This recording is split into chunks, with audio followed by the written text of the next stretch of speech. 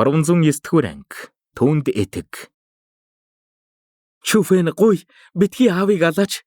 Ингээд Сумэй Чүфэний тэвэрт нуугдан хэлээд ялдам үзэгсэлэнтэй царайгаа өндийлгэн Чүфэн рүү ширтлээ. Чүфэн, түүнийг өршөөч, бидний аав шүү дээ. Гээд Суровч бас гуйлаа. Үргэлж бардам хүчрэхэг байдаг түүний нүдэнд хүртэл нулимс харагдах нь дотроо Сүүхэнийг гэсэн ямар их сэтгэлтэйг харуулж байлаа. Ёстой л цус уснаас өтгөн гэдэг нь болж байв. Хайртай хоёрын гуйхыг харсан Чүфэний сэтгэлч уярч уур хилэнгийн галан намжлаа. Түүний биеэс цацарч байсан алах хүсэлч намтсаар алга болоод Суров Сумэй хоёрт ингэж хэллээ. Би түүнийг өршөөсөн ч цэлийн хунтайжийн ордон Лингүн сургуулийнхан түүнийг өршөөхгүй. Чүфэн, чамд арга байгаа үсттэй? Аавыг цуг аваад явчих, түүнийг шинээр эхлэнэ гэдэгт би итгэж байна. Гэж Сумэй гуйлаа. Чүфэн, аавыг цуг аваад явчих, хамтдаа түүнд шинээр эхлэх боломж өгье. Гэж Суровч бас ярив. Энэ үед Чүфэн хэцүү байдалд орсон юм. Учир нь тэр итгэл даахааргүй хүн тийшээ дагуулж явмааргүй байсан юм. Гэвч урдаа байх хоёр үзэгслэн гоог хараад санаа алдан хэллээ. Чи сайн октоудтай да баярлаж яваарай.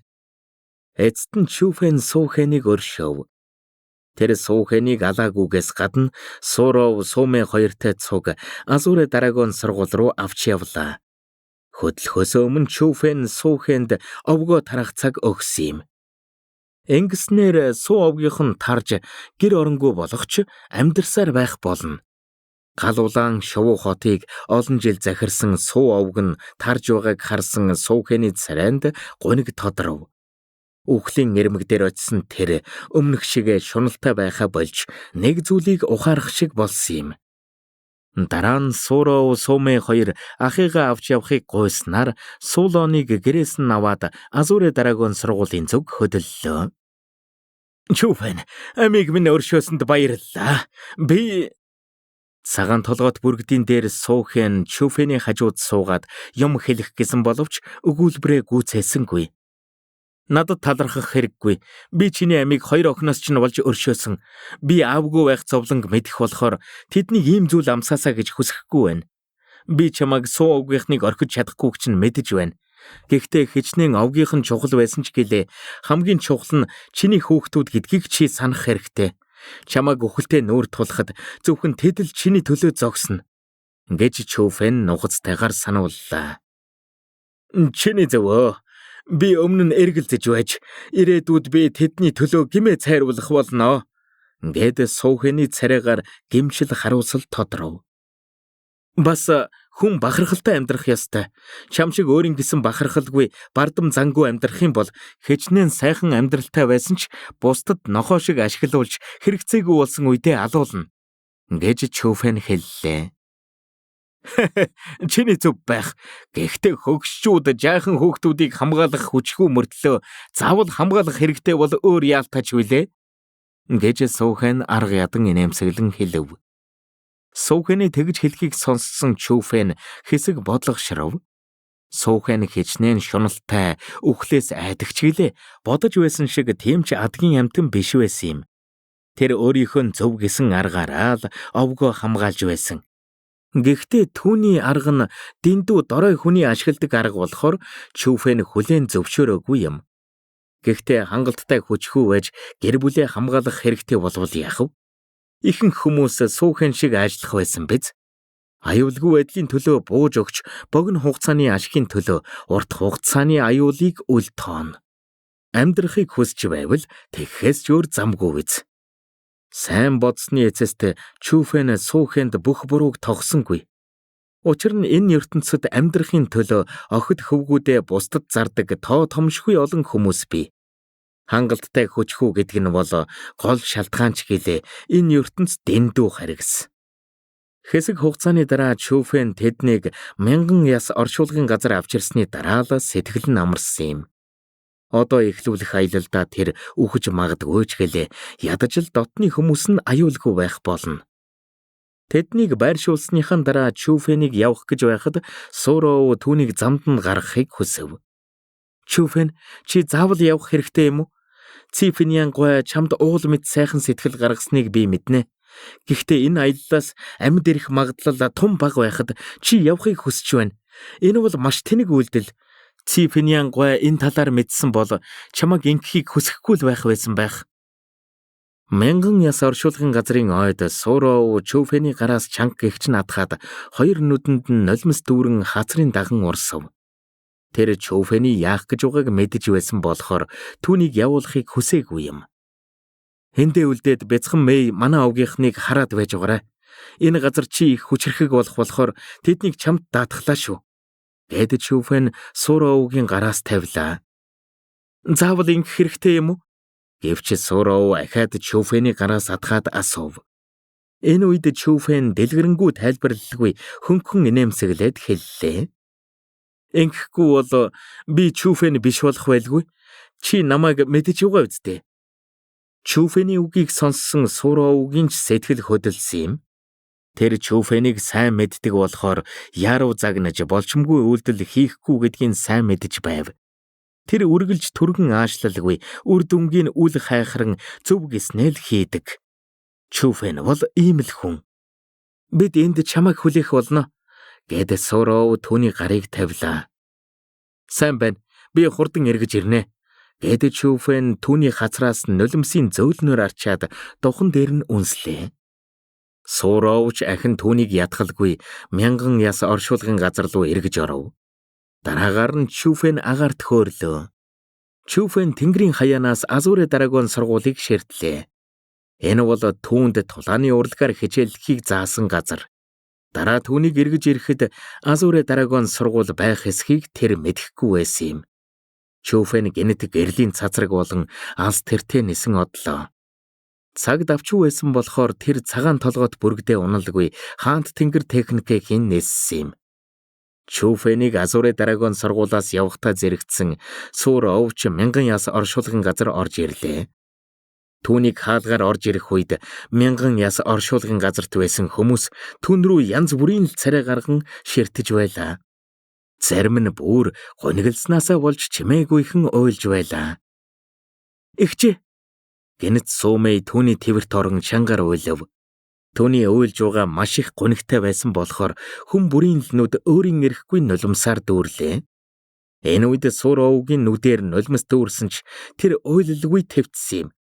Тэгээд Сумэйн хар үсийг илэнгээ ингэж хэллээ.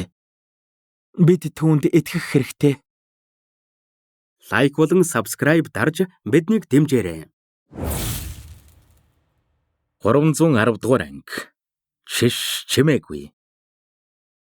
Цифинианы цаазын өдөр болоход хэдэн өдөр дутуу байгаа болохоор Чүфэн яаралгүй бяцхан цагаанаа унаад явсан ч амжихаар байсан юм.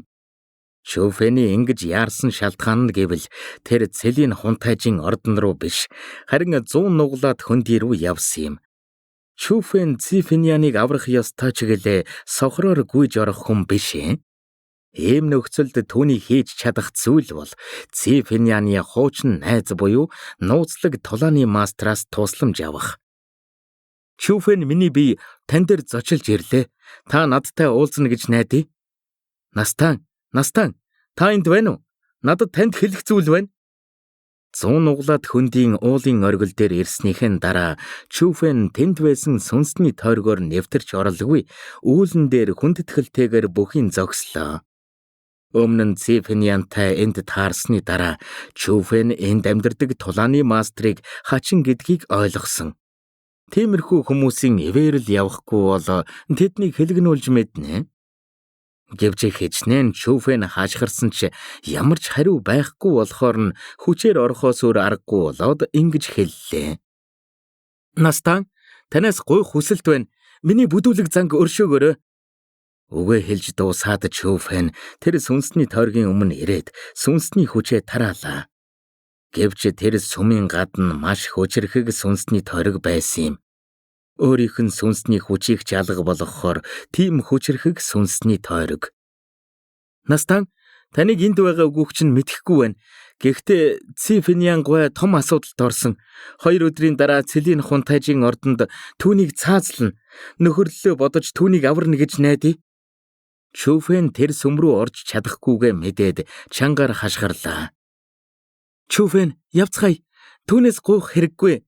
Ци Финиан түүнийг Азурын нутагт болж байгаа бүх зүйлийг мэддэг гэж хэлсэн байхаа. Чи түүнд хэлээгүй байсан ч тэр Ци Финианд юу тохиолдсныг мэдэж байгаа.